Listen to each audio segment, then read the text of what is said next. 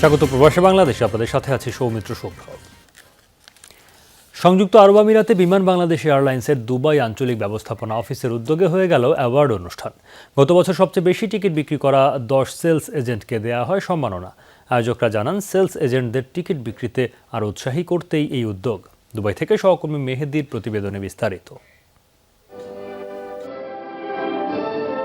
সংযুক্ত আরব আমিরাতে বিমান বাংলাদেশ এয়ারলাইন্সের টিকিট বিক্রিতে বড় অবদান সেলস এজেন্ট প্রতিষ্ঠানের। তাদের সেই কাজের স্বীকৃতি দিতেই প্রতি বছর আয়োজন করা হয় অ্যাওয়ার্ড অনুষ্ঠানের। এবারও রাষ্ট্রীয় সংস্থাটির দুবাইয়ের আঞ্চলিক ব্যবস্থাপনা অফিসের উদ্যোগে সম্মাননা দেওয়া হয়েছে 10 প্রতিষ্ঠানকে। সবচেয়ে বেশি টিকিট বিক্রি করা প্রতিষ্ঠানগুলো পেয়েছে সম্মাননা। আয়োজনে প্রধান অতিথি ছিলেন দুবাই বাংলাদেশ কনসুলেটের consul general BM Jamal Hossain. এটি আমাদের এক গর্ব, কারণ আমাদের লাল সবুজের পতাকা এই বিমান বহন করে। সঠিক বলেছে, প্রবাসী বাংলাদেশি যারা আছে বিমানের প্রতি তাদের প্রত্যাশা বেশি, কারণ এটি আমাদের জাতীয় ক্যারিয়ার। বিমান বাংলাদেশ এয়ারলাইন্সের দুবাইয়ের অ্যাকাউন্ট ম্যানেজার আব্দুর রাজ্জাক রেজা জানান, বিমান বাংলাদেশ এয়ারলাইন্সের দুবাইয়ের আঞ্চলিক ব্যবস্থাপনা অফিস বার্ষিক বিক্রয় পরিমাণ হিসাব করে এই 10টি সেলস এজেন্ট প্রতিষ্ঠানকে অ্যাওয়ার্ড দিয়েছে। অ্যাওয়ার্ড প্রাপ্ত প্রতিষ্ঠানগুলো ইন্টারন্যাশনাল এয়ার ট্রান্সপোর্ট অ্যাসোসিয়েশনের আইটার সদস্য। বিমান বাংলাদেশ এয়ারলাইন্সের Dubai regional manager Sakia Sultana, account manager Abdur Razzak Reza সহ অন্যান্য কর্মকর্তারা আরও ছিলেন দেশি বিদেশি ব্যবসায়ী ও বিভিন্ন সংগঠনের নেতাকর্মীরা। প্রতি বছর এরকম একটা অ্যাওয়ার্ড প্রোগ্রাম করে থাকি এবং অ্যাওয়ার্ড প্রোগ্রামটা করা হয় গত বছরের পারফরমেন্সের উপরে। 2022 সালে যাদের পারফরমেন্স ছিল ভালো, এরকম 10 জন টপ পারফরমেন্সদেরকে নিয়ে আমাদের এই অ্যাওয়ার্ড প্রোগ্রাম হয়েছে। আমাদের অনেক লিমিটেশনস আছে, আমাদের অনেক কিছু ডিসিশন বেসিক্যালি এটা মন্ত্রণালয় থেকে নেওয়া হয়। একটা সময় বিমান সার্ভিস দিয়ে এসছে free of cost, but actually we are service provider, but পাশাপাশি আমরা হচ্ছে একটা কমার্শিয়াল অর্গানাইজেশন। বিমানের সার্ভিস আগের চেয়ে অনেক ভালো হয়েছে এবং অনেক সুন্দর তাদের সার্ভিস, তাদের টাইমিং অলমোস্ট মিলিয়ে এখন বিমান একটা ভালো পর্যায়ে আছে। বর্তমানে দুবাই ছাড়াও সংযুক্ত আরব আমিরাতের আবুধাবি ও শারজা থেকে ফ্লাইট পরিচালনা করছে বিমান বাংলাদেশ এয়ারলাইন্স। মেহেদি, যমুনা নিউজ, সংযুক্ত আরব আমিরাত। ধানমন্ডি 32 নম্বরে বঙ্গবন্ধু শেখ মুজিবুর রহমানের প্রতিকৃতিতে শ্রদ্ধা নিবেদন করেছেন আর্জেন্টিনার পররাষ্ট্রমন্ত্রী সান্তিয়াগো ক্যাফিয়েরো। মঙ্গলবার সকালে ঢাকা সফরে আসা দেশের প্রতিনিধি দল নিয়ে শ্রদ্ধা নিবেদন করেন তিনি। পরে 1 মিনিট নীরবতা পালন করেন তারা। জাদুঘর পরিদর্শন করে প্রতিনিধি দলটি। এ সময় পরিদর্শন বইয়ে স্বাক্ষর করেন আর্জেন্টিনার পররাষ্ট্রমন্ত্রী সান্তিয়াগো ক্যাফিয়েরো।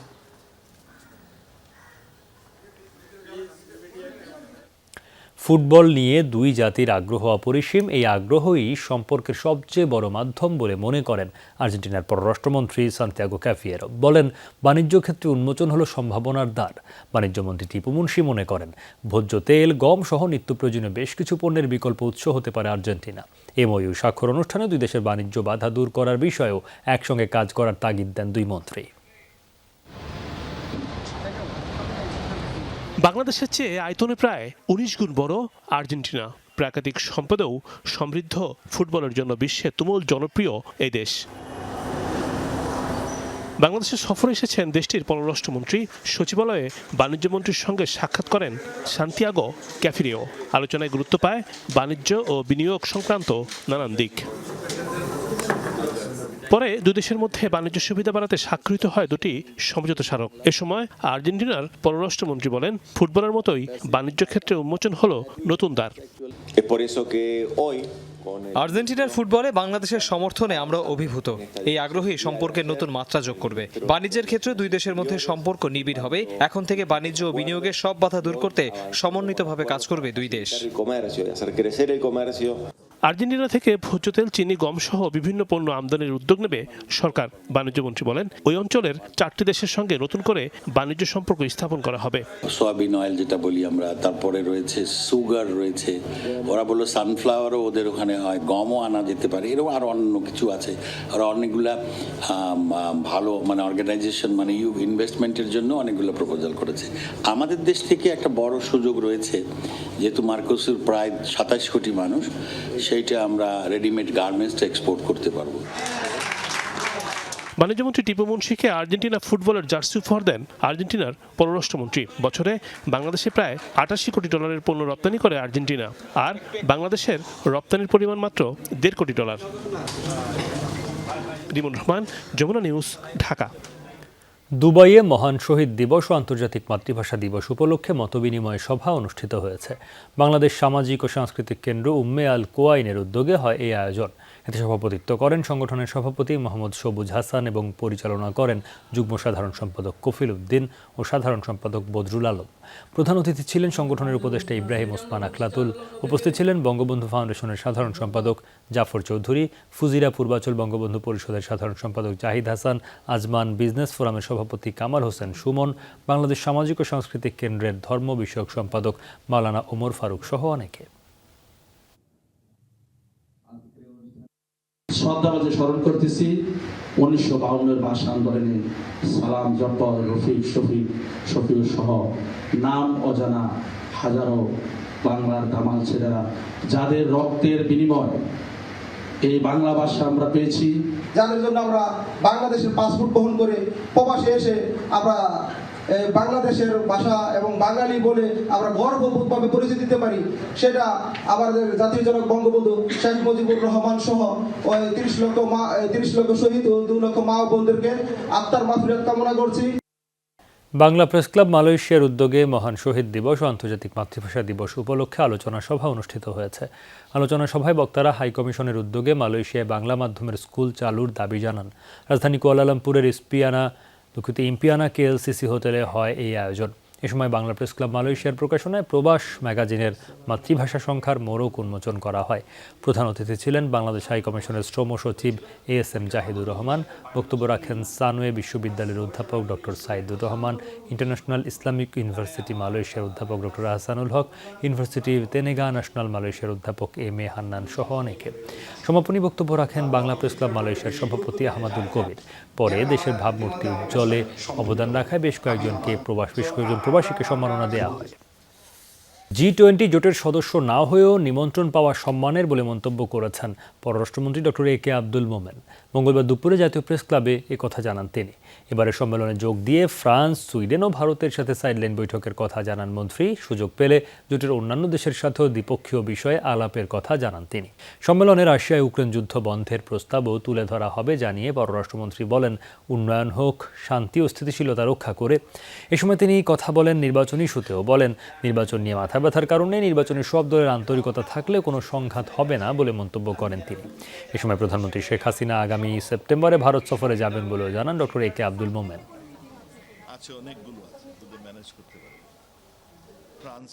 আমরা বাংলাদেশ G20 সদস্য না, তারা 9টি নন মেম্বার কান্ট্রিকে দাওয়াত দিয়েছে এবং তারা জানতে যাচ্ছেন যে আমাদের কি ভিউজ এবং ভারত সেই কি ভিউজগুলো G20-তে তুলে ধরতে পারে। তা আমরা এগুলো সাজেশন দেব।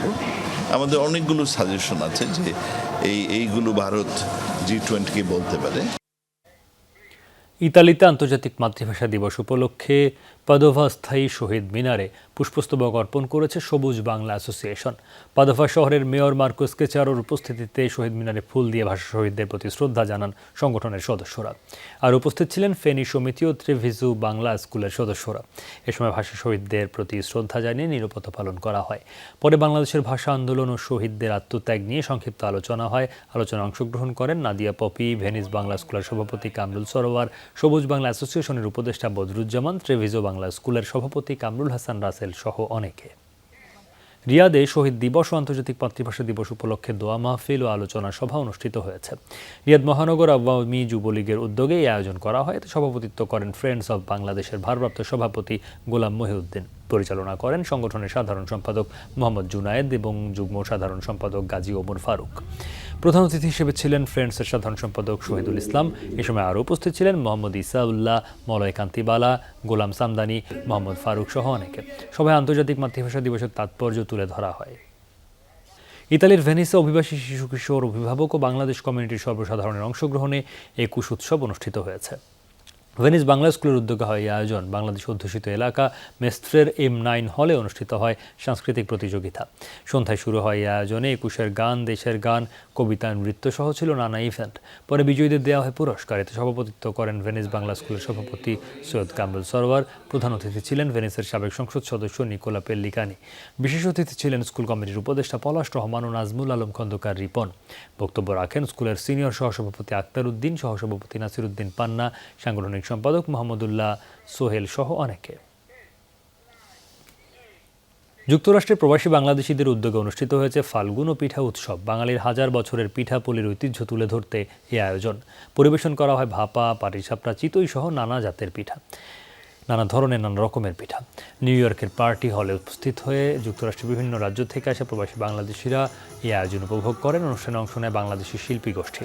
গান এবং নাচে উৎসবমুখর পরিবেশ সৃষ্টি করে গোটা হলরুমে। এই আয়োজনে সহায়তা করেন আশা হোম কেয়ার। অনুষ্ঠানে উপস্থিত ছিলেন কমিটির অন্যতম সদস্য আকাশ রহমান, ইশা রহমান, ডক্টর চৌধুরী, সারওয়ার হোসেন, আলমগীর আলম, নুরুল আজিম সহ অনেকে। সৌদি আরবে জাতীয়তাবাদী দল বিএনপির ভৈরব উপজেলা শাখার সাধারণ সম্পাদক মোহাম্মদ আরিফুল ইসলামকে সংবর্ধনা দেওয়া হয়েছে। সৌদি আরব প্রবাসী ঐক্য পরিষদের উদ্যোগে রিয়াদে এই আয়োজন করা হয়। এতে সভাপতিত্ব করেন সংগঠনের সভাপতি মোহাম্মদ জালাল উদ্দিন, পরিচালনা করেন সহসভাপতি শফিকুল ইসলাম ও সাধারণ সম্পাদক কালু আহমেদ চাঁদ। অনুষ্ঠানে প্রধান অতিথি হিসেবে ছিলেন সৌদি আরব বিএনপির পূর্বাঞ্চল কেন্দ্রীয় কমিটির যুগ্ম সাধারণ সম্পাদক মোহাম্মদ জাহাঙ্গীর আলম। আরও অংশ নেন সংগঠনের নেতাকর্মীরা। এ সময় সংবর্ধিত অতিথিকে স্মারক ও ফুলেল শুভেচ্ছা জানানো হয়। ইতালির নৌকাডুবিতে 100-র মতো অভিবাসন প্রার্থীর মৃত্যুর আশঙ্কা করা হচ্ছে। সোমবার পর্যন্ত উদ্ধার করা হয়েছে 64 জনের মরদেহ। এখনও নিখোঁজ বহু মানুষ, তাদের সন্ধানে ডুবুরিরা চালাচ্ছে তল্লাশি। স্বেচ্ছাসেবী সংগঠন ডক্টরস উইদাউট বর্ডার্স জানিয়েছে সাঁতার না জানার কারণেই এত মৃত্যু। তবে 81 জনকে জীবিত উদ্ধার করা গেছে। গেল সপ্তাহে তুরস্ক থেকে কমপক্ষে 200 অভিবাসন প্রার্থী নিয়ে রওনা দেয় কাঠের নৌকাটি। সবাই পাকিস্তান, আফগানিস্তান, সোমালিয়া ও ইরানের নাগরিক। জীবিত ফেরাদের বক্তব্য, ঝোড়ো আবহাওয়ার মধ্যে পড়েছিল নৌযানটি পাথরে ধাক্কায় টুকরো টুকরো হয়ে যায়। এরই মধ্যে মানব পাচারের অভিযোগে 4 তুর্কিকে গ্রেফতার করেছে পুলিশ।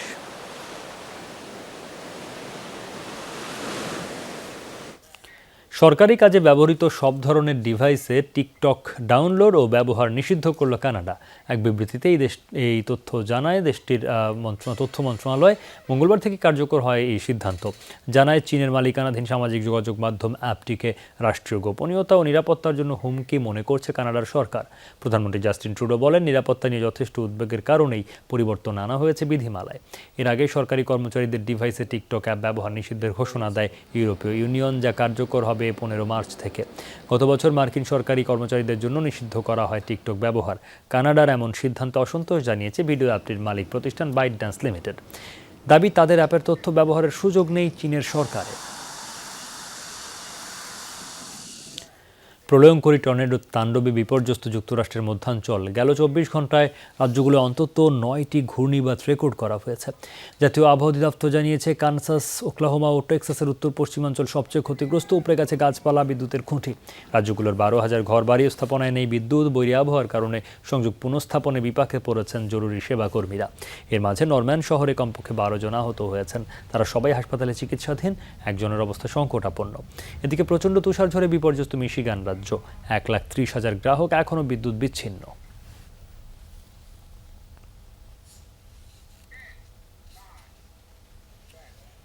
এই ছিল প্রবাসী বাংলাদেশে। সাথে থাকার জন্য ধন্যবাদ।